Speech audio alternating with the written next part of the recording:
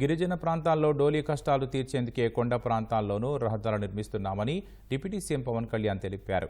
అల్లూరి సీతారామరాజు జిల్లా అనంతగిరి మండలంలోని గిరిజన ప్రాంతాల్లో ఆయన పర్యటించారు.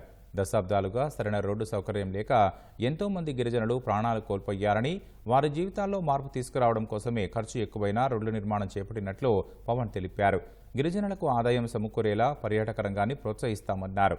పర్యాటకులకు హోమ్ స్టే వంటి సౌకర్యాలు కల్పించి ఆ సొమ్ము గిరిజనులకే చెందేలా ఆలోచిస్తున్నామని పవన్ తెలిపారు. గంజాయి నిరోధానికి మన్యం వాసులు సైతం సహకరించాలని కోరారు.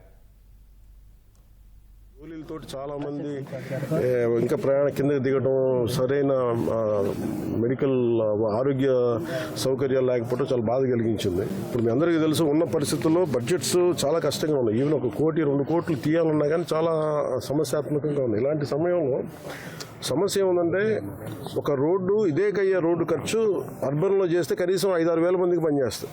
ఇక్కడ రోడ్డు కేవలం మానవతా దృక్పథం, ఇక్కడ ఓట్ల కోసం కాదు. ఎందుకంటే ఇక్కడ మొత్తం ఈ రోడ్లన్నీ ఈరోజు 100-110 కోట్లు ఖర్చు పెట్టబోతున్నాం ఈ రోజున. ఇది ఓట్ల కోసం. ఎందుకంటే ఇక్కడ ఉన్న జనాభా చాలా పల్చగా ఉండదు. ముఖ్యమంత్రి గారితో దృష్టి కూడా తీసుకెళ్ళాను. ఇది నిజంగా చాలా బాధాకరంగా ఉంది. మీరు ఉన్న ఆర్థిక పరిస్థితులు మేము అర్థం చేసుకోగలం. కొంచెం మీరు సహకరించే నిధులు కొంచెం ఇవ్వాలి అంటే ఆయన పెద్ద మనసుతోటి దాదాపు 49 crores 24 పంచాయతీలకి కనెక్ట్ అయ్యే రోడ్ని ముందస్తుగా మంజూరు చేశాం.